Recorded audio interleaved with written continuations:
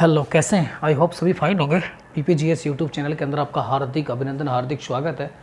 तो आज हम लेवल फर्स्ट और लेवल सेकंड दोनों के लिए इम्पोर्टेंट टॉपिक पर्यावरण अध्ययन और सेकंड की बात करें सोशल साइंस के रिलेटेड करता है उपभोक्ता संरक्षण। तो उपभोक्ता संरक्षण के बारे में बात करेंगे। पहला ही प्रश्न होता है, उपभोक्ता कौन होता है? देखिए, कोई भी व्यक्ति जो कोई वस्तु खरीदता है, चाहे वो कोई भी वस्तु खरीद, पेन भी खरीद सकता है, पेंसिल भी खरीद सकता है, ग्लास भी, कप भी, हम बाज़ार से बहुत सारी चीज़ों खरीदते हैं। तो सही मायनों में हम बाज़ार से बहुत सारी चीज़ें खरीदते हैं, उन चीज़ों के बदले हम एक मूल्य चुकाते हैं। अब चूँकि हमने एक मूल्य चुकाया, जैसे मैं मार्कर लाने गया, 10 रुपये का दिया, तो इस वस्तु के बदले मैंने उसको 10 रुपये वापस किए। तो प्रत्येक व्यक्ति जो भी वस्तुएं खरीदता है उसके बदले में एक प्रतिफल अर्थात मूल्य चुकाता है। अब मूल्य चुकाने के बाद ये एक जो व्यक्ति है जिसने वस्तु खरीदी है या जिसने वस्तु बेची है, उसकी ड्यूटी बने कि वह उस प्रतिफल के बदले अर्थात उस मूल्य के बदले उसको सही वस्तु प्रदान करें। और अक्सर ऐसा होता है कि सही वस्तु भी प्रदान कर दी जाती है, लेकिन कई बार समाज के अंदर बहुत सारे प्रकार के व्यक्ति होते हैं। कुछ व्यक्ति लालची होते हैं जो मिलावट करते हैं, जमाखोरी करते हैं, गलत वस्तुओं को देते हैं। और ये मिलावट हालांकि अन्य चीज़ों के बजाय जो जीवन रक्षक जो औषधि होते हैं या जीवन रक्षक खाने की जो अन्य खाने पीने की चीज़ें होती हैं, वस्तुएं होती हैं, उनके अंदर भी ये मिलावट की जाती है। तो किस लिए की जाती हैं? ताकि अधिक से अधिक मात्रा में मुनाफा कमाया जा सके। और फिर इस प्रकार की जो हरकत की जाती है उससे जो उपभोक्ता होता है उसका नुकसान होता है। तो उस उपभोक्ता को उन सब समस्याओं से बचाने के लिए, अवेयर करने के लिए, जागरूक करने के लिए ही ये इम्पोर्टेंट टॉपिक है उपभोक्ता संरक्षण। अच्छा, किस प्रकार उपभोक्ता का संरक्षण किया जाए? कई बार आप अक्सर टीवी के अंदर, रेडियो के अंदर भी आप सुनते होंगे, जागो उपभोक्ता जागो, जागो ग्राहक जागो। इसीलिए बताया जाता है कि आपको प्रॉपर नॉलेज होनी चाहिए। जब भी आप कोई सामान खरीदें, प्रॉपर वो कितना वजन तोल के दे रहा है उसको देखें, प्रॉपर जो सामान ले रहे हैं उसकी क्वालिटी चेक करें, अच्छा है, बुरा है, कैसा है, प्रॉपर वजन कर रहा है, नहीं कर रहा है। तो बहुत सारी ऐसी बातें हैं जिनका आपको अध्ययन करना चाहिए। उपभोक्ता के अधिकार, अब हम पढ़ते हैं उपभोक्ता के अधिकार। उपभोक्ता के अधिकार, देखिए उपभोक्ता के अधिकार की हम बात करें तो बहुत सारे उपभोक्ता के अधिकार हैं, बहुत सारे उपभोक्ता के अधिकार हैं। 15 मार्च को, इंपॉर्टेंट याद रखिए, 15 मार्च को प्रत्येक वर्ष विश्व उपभोक्ता दिवस मनाया जाता है। विश्व उपभोक्ता दिवस मनाया जाता है, याद रखेंगे, इंपॉर्टेंट क्वेश्चन है। 15 मार्च अक्सर पूछा जाता है, 15 मार्च को विश्व उपभोक्ता दिवस मनाया जाता है। इसी दिन क्या हुआ था? अमेरिका के राष्ट्रपति थे John F Kennedy. John F Kennedy, तो जॉन एफ कैनेडी ने अमेरिकन कांग्रेस को एक संदेश भेजा था। अमेरिका के राष्ट्रपति जॉन एफ कैनेडी ने अमेरिकी कांग्रेस अर्थात जो पार्लियामेंट है उसको एक संदेश भेजा था। और उस संदेश में ये कहा था कि देश के जो नागरिक हैं उनको 4 प्रकार के उपभोक्ता अधिकार मिलने चाहिए। 4 प्रकार के उपभोक्ता अधिकार मिलने चाहिए। कितने प्रकार के? 4 प्रकार के उपभोक्ता अधिकार मिलने चाहिए। तो हम बात करें, 15 मार्च को विश्व उपभोक्ता दिवस मनाया जाता है। अब इसकी शुरुआत की बात की, अमेरिकन राष्ट्रपति जॉन एफ कैनेडी के द्वारा अमेरिकी संसद, कांग्रेस संसद को यह संदेश भेजा गया कि देश के नागरिकों को 4 प्रकार के उपभोक्ता अधिकार मिलने चाहिए। 4 प्रकार के अधिकार की बात करें, सुरक्षा का अधिकार, जानने का अधिकार, सुरक्षा का अधिकार, जानने का अधिकार, सुरक्षा का अधिकार, जानने का अधिकार, सुनवाई का अधिकार और पसंद का अधिकार। इन 4 अधिकारों की उसके अंदर बात की गई थी। सुरक्षा का अधिकार, पहला अधिकार व्यक्तियों को सुरक्षा का अधिकार मिलना चाहिए। जानने का अधिकार अर्थात वो जो वस्तु खरीद रहे हैं उसकी क्वालिटी कैसी है ये भी उसको जानने का अधिकार होना चाहिए। सुनवाई का अधिकार, अगर आपके साथ गलत वस्तुएं आपने खरीदी गई हैं उसके एवज में व्यक्ति को सुनवाई का अधिकार मिलना चाहिए। और पसंद या नापसंदगी का अधिकार, अर्थात आप जो वस्तु खरीद रहे हैं वो वस्तु कैसी है, अगर आपको पसंद है, उसकी क्वालिटी पसंद है, चीज़ें पसंद है, तो ही उसको खरीदने का अधिकार है आपको। ये 4 प्रकार के अधिकार की बात अमेरिकी राष्ट्रपति जॉन कैनेडी के द्वारा की गई थी। बाद के अंदर इसके अंदर एक अधिकार और जोड़ दिया गया, जैसे मूल्य के अधिकार कहा गया। मूल्य का अधिकार कहा गया। मूल्य के अधिकार का मतलब होता है जो आप वस्तु खरीद रहे हैं उसके मूल्य के बारे में भी आप उचित जानकारी आपको होनी चाहिए। नेक्स्ट, यहाँ तक आप अच्छी तरह समझ होंगे। इसी क्रम में एक आगे उपभोक्ता संघों का अंतर्राष्ट्रीय संगठन, उपभोक्ता संघों का अंतर्राष्ट्रीय संगठन। अब अंतर्राष्ट्रीय संगठन का मतलब आप समझिए, अंतर्राष्ट्रीय संगठन से क्या मतलब होता है कि जैसे सभी देश हैं, भारत, चाइना, रशिया, अमेरिका, जो भी देश हैं, उन सभी देशों के अंदर जो नेशनल लेवल पर जो संगठन होते हैं, उन नेशनल लेवल के संगठन होते हैं, वो सारे के सारे देशों के संगठन एक स्थान पर आकर अपनी मीटिंग करते हैं, एक स्थान पर अपना बैठते हैं। तो जिन स्थान पर वो आकर एक मीटिंग करते हैं उसको बोलते हैं अंतर्राष्ट्रीय संगठन। अर्थात सभी देशों की राष्ट्रीय असेंबली के द्वारा या राष्ट्रीय जो भी नेशनल लेवल पर संगठन होता है, वो उनका अंतर्राष्ट्रीय स्तर पर जो मीटिंग होती है उसको अंतर्राष्ट्रीय संगठन बोला जाता है। तो ये एक अंतर्राष्ट्रीय संगठन है। इसकी प्रथम बैठक की बात करें तो यह 1960 में, इसकी स्थापना 1960 में लंदन में की गई थी। लंदन में इस अंतर्राष्ट्रीय संगठन की स्थापना लंदन के अंदर की गई थी। नेक्स्ट की हम बात करें, वर्तमान में इसको कंज्यूमर्स इंटरनेशनल कहा जाता है। वर्तमान में इसको कंज्यूमर्स इंटरनेशनल कहा जाता है। याद रखेंगे, ये अंतर्राष्ट्रीय संगठन है, इसका वर्तमान में नाम है कंज्यूमर्स इंटरनेशनल वर्तमान में नाम है। और इसके जो मेंबर्स हैं 250 सदस्य हैं। कंज्यूमर्स इंटरनेशनल वर्तमान में इसका नाम है, 220 इसके उपभोक्ता देश इसके सदस्य हैं। यह क्या काम करता है? कंज्यूमर्स इंटरनेशनल काम क्या करता है? उपभोक्ता के अधिकारों, पोषण, उपभोक्ता के अधिकार हैं या उनके जो राइट्स हैं उनका संरक्षण कैसे किया जाए, या नेशनल लेवल पर उनके अधिकारों को, अंतर्राष्ट्रीय लेवल पर या नेशनल लेवल पर उनके अधिकारों को कैसे बढ़ाया जाए, इसके बारे में सारा का सारा डिस्कशन कौन करता है? ये कंज्यूमर्स इंटरनेशनल ये संगठन ऑर्गेनाइजेशन करता है। इसने बात करूं, इसकी हम बात करें तो इसने भी बाद में 3 अधिकारों और जोड़ दिया। इसने भी बाद में, इस संगठन ने भी 3 अधिकारों को और जोड़ दिया। पहला है उपचार का अधिकार, इसने जोड़ा एक उपचार का अधिकार, इसने एक अन्य अधिकार जोड़ा, उपचार का अधिकार। नेक्स्ट इसने जोड़ा उपभोक्ता शिक्षा का अधिकार, उपभोक्ता शिक्षा का अधिकार, उपचार का अधिकार, उपभोक्ता शिक्षा का अधिकार और स्वस्थ वातावरण का अधिकार, स्वस्थ वातावरण का अधिकार। देखिए इसमें कन्फ्यूजन नहीं होना है। जो 5-4 सर्वप्रथम अमेरिकी राष्ट्रपति जॉन कैंडी ने अमेरिकी संसद से जो संदेश भेजा था उसमें 4 अधिकार जोड़े गए थे, लेकिन बाद में एक अधिकार, सूचना का अधिकार जोड़ा गया, कुल 5 अधिकार हो गए। बाद में इंटरनेशनल कंज्यूमर्स, अंतर्राष्ट्रीय जो संगठन है, उस अंतर्राष्ट्रीय संगठन ने भी 3 अधिकार और जोड़ दिए हैं, जिसमें पहला उन्होंने जो अगला अधिकार जोड़ा, 6ठा अधिकार उपचार का अधिकार, 7वां उपभोक्ता शिक्षा का अधिकार और 8वां अधिकार जोड़ा स्वस्थ वातावरण का अधिकार। इस प्रकार कुल 8 अधिकार अंतर्राष्ट्रीय स्तर पर एक उपभोक्ता को प्राप्त हैं। 8 अधिकार अंतर्राष्ट्रीय स्तर पर एक उपभोक्ता को प्राप्त हैं।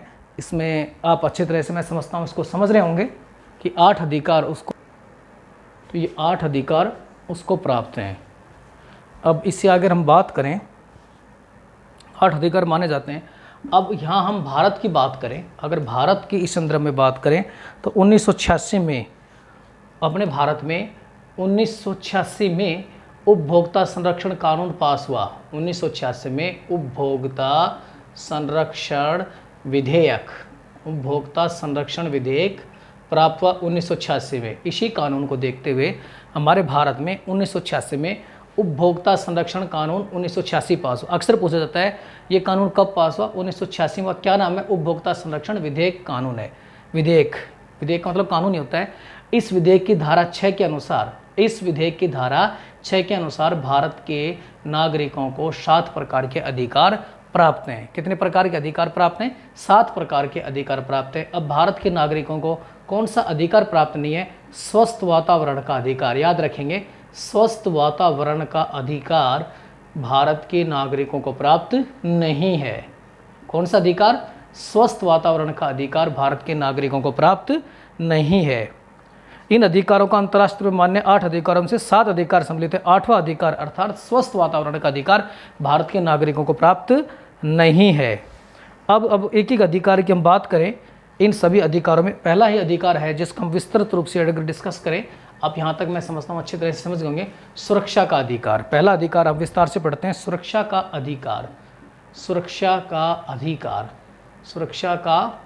अधिकार।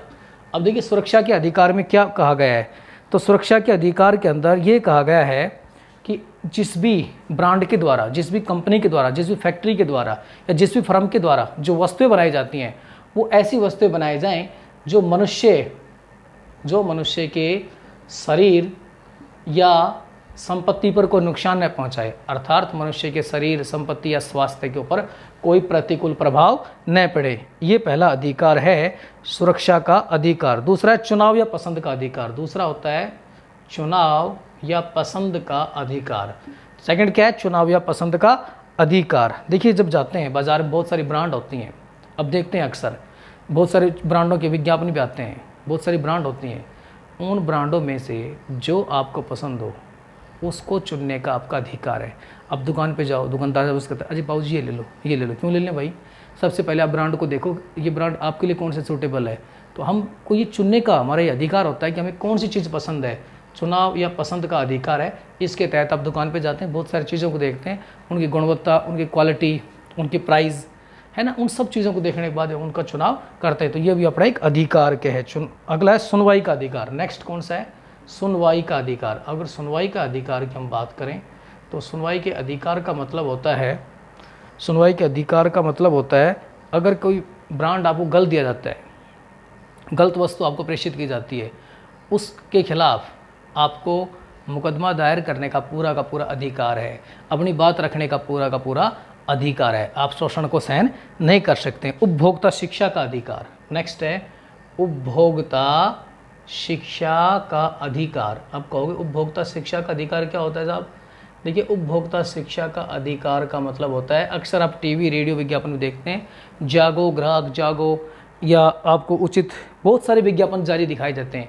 उनके द्वारा आपको जो उपभोक्ता हैं, हम सब हैं, हम सबको जागरूक किया जाता है कि अर्थात आपके कौन कौन से राइट्स हैं। अगर आपको कोई ख़राब वस्तु दी जाती है तो उसको आप चेंज कर सकते हैं। अपने अधिकारों के लिए आप जो भी फोरम बना रखे हैं, चाहे वो जिला मंच पे, राज्य लेवल पे या नेशनल लेवल पे, उनमें अपनी जाकर आप बात रख सकते हैं। ऐसा नहीं किसी व्यक्ति ने आपको ठग लिया और आप चुपचाप अपना एक्सप्लॉयटेशन, शोषण कराते रहेंगे। उपभोक्ताओं के जो अधिकार हैं उनका भी आपको ज्ञान, आपको नॉलेज होना चाहिए। इसको जानना भी आपका अधिकार है। नेक्स्ट है मूल्य या प्रतिफल का अधिकार।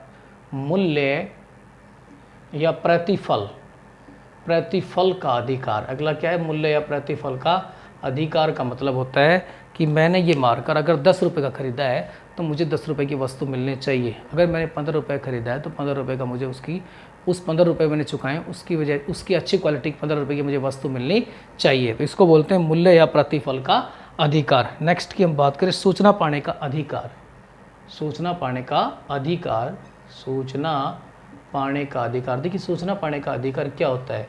सूचना पाने का जो अधिकार होता है, बाज़ार में हम गए, दुकान पे हम गए, तो हम दुकान पे जाकर बहुत सारी वस्तुओं को देखते हैं। चाहे हम एक मार्कर ले रहे हैं, हम शर्ट खरीद रहे हैं, तो शर्ट हम जाकर बहुत सारे शर्ट्स भी देख सकते हैं, उनकी क्वालिटी देख सकते हैं, उनके प्राइस भी चेक कर सकते हैं। तो हमें उसके बारे में सब कुछ, हर प्रकार की सूचना पाने का अधिकार है। इसमें दुकानदार से ज़्यादा डरने या उसे गलत भी है, उसे बहकाव में आने की जरूरत नहीं है। बिल्कुल आप बोल दीजिए हमारा राइट्स है, क्योंकि आप सूचना पाएंगे कि शर्ट कितने रुपए की है, कैसी क्वालिटी है, उसके बाद ही आप उस वस्तु को परचेज करेंगे। तो ये भी आपका अधिकार है। स्वस्थ वातावरण का अधिकार। लास्ट है स्वस्थ वातावरण का अधिकार।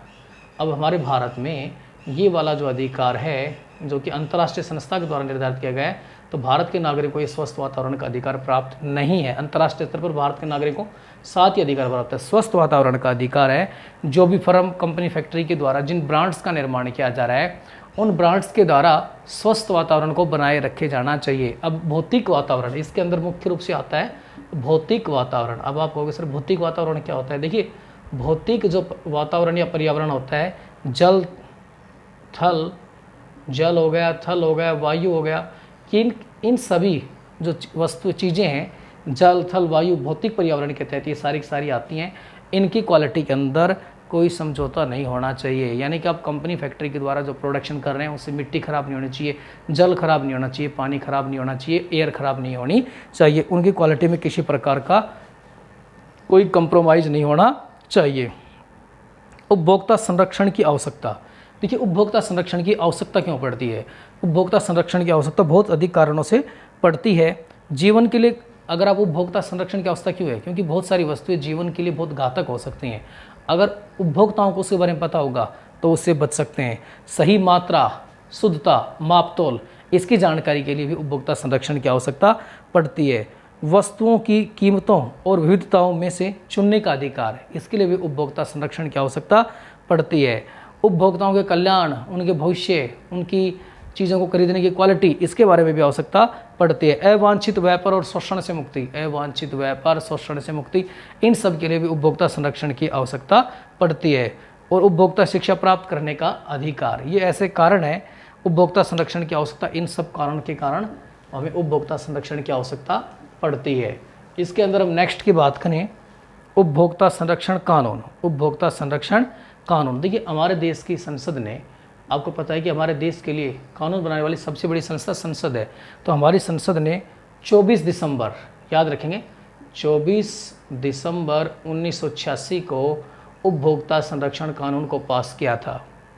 24 दिसंबर 1986 को उपभोक्ता संरक्षण कानून को पास किया था, लेकिन ये कानून 15 अप्रैल, याद रखेंगे 15 अप्रैल 1987 को जम्मू कश्मीर को छोड़कर सारे देश में लागू हो गया था। दो क्वेश्चन यहाँ से बनते हैं, उपभोक्ता संरक्षण कानून कब पास किया गया? 24 दिसंबर 1986, लेकिन लागू कब हुआ? ये 15 अप्रैल 1987 को जम्मू कश्मीर को छोड़कर पूरे भारत में ये कानून, ये उपभोक्ता संरक्षण एक्ट लागू हो गया था। इसके तहत एक त्रिस्तरीय, इसी कानून के तहत एक त्रिस्तरीय अर्धन्यायिक, त्रिस्तरीय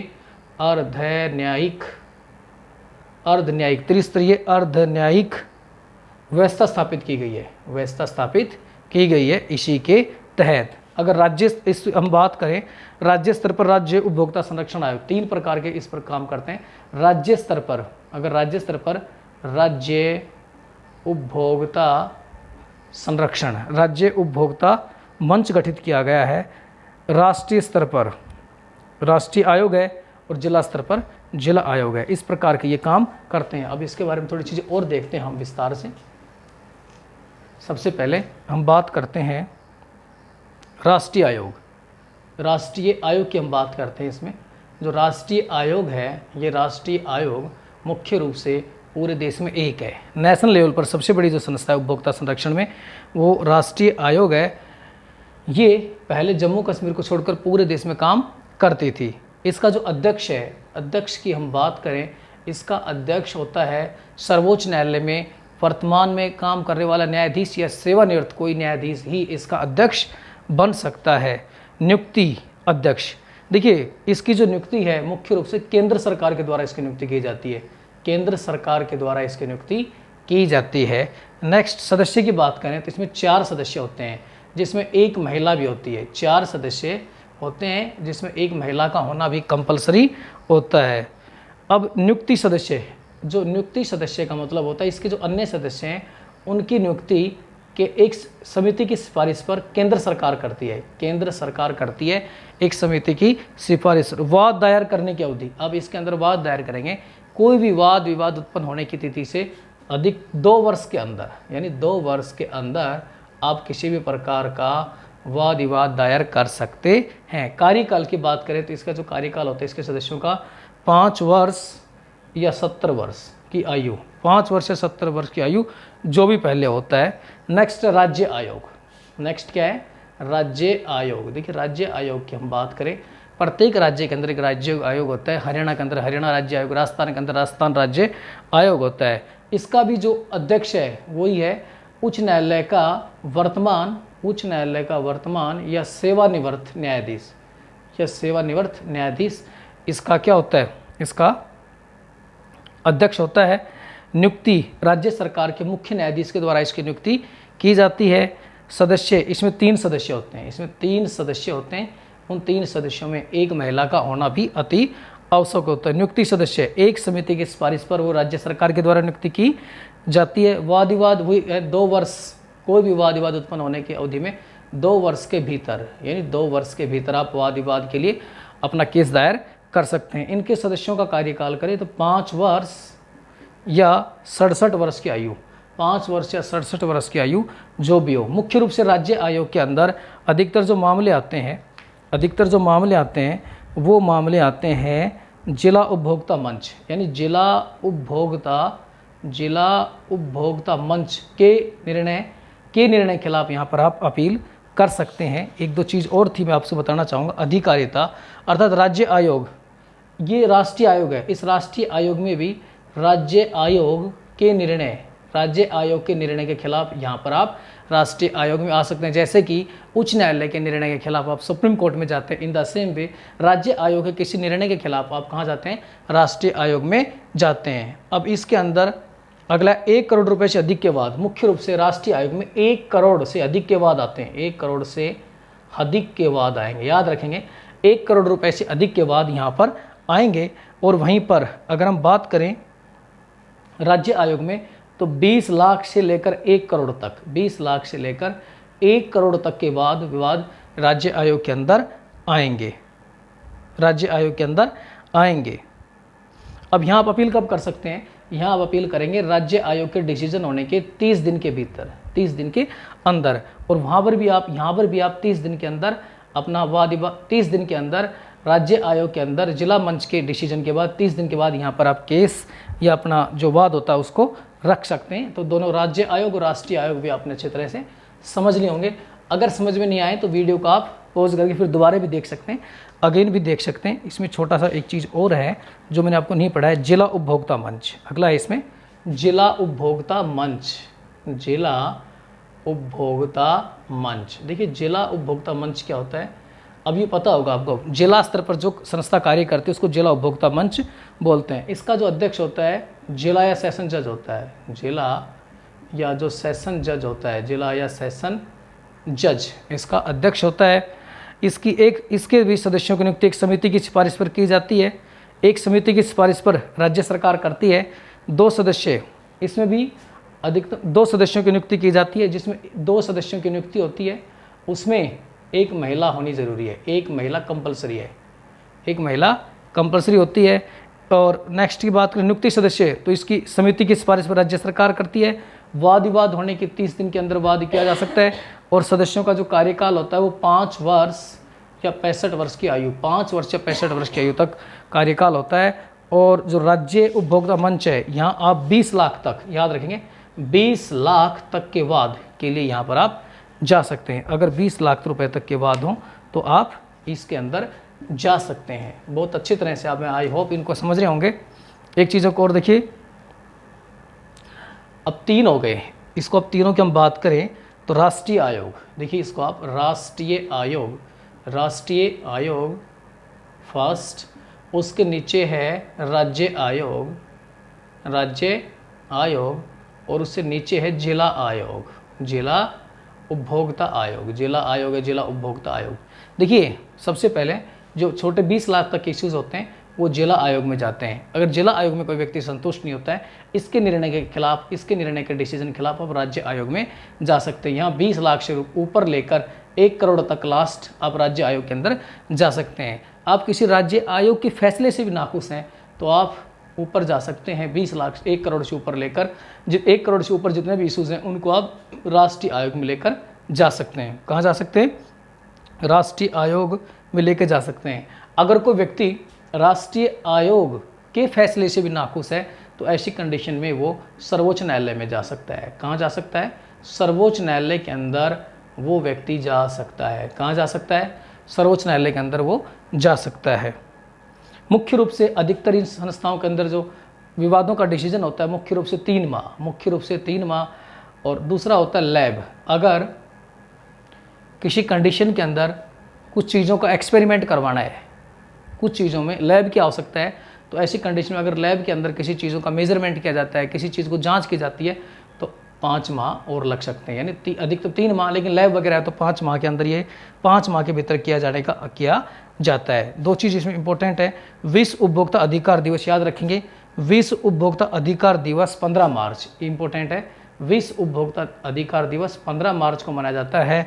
और सेकेंड है राष्ट्रीय उपभोक्ता अधिकार दिवस, ये इंपॉर्टेंट है, राष्ट्रीय उपभोक्ता अधिकार दिवस, ये 24 दिसंबर को मनाया जाता है। 2 इंपॉर्टेंट है, अगर ये आ जाए विश्व उपभोक्ता दिवस तो आप जाएंगे 15 मार्च, राष्ट्रीय उपभोक्ता दिवस की बात करें तो 24 दिसंबर। मैंने अपनी तरफ से इस टॉपिक को बेस्ट करने की कोशिश की है, फिर भी अगर कहीं थोड़ा बहुत आपको लगता है कि अच्छा नहीं हो पाया तो आप बुक वगैरह को देखें, बुक के साथ साथ वीडियो को देखें, तो ये टॉपिक आपका ईजिली अच्छी तरह से क्लियर हो जाएगा। वंदे मातरम।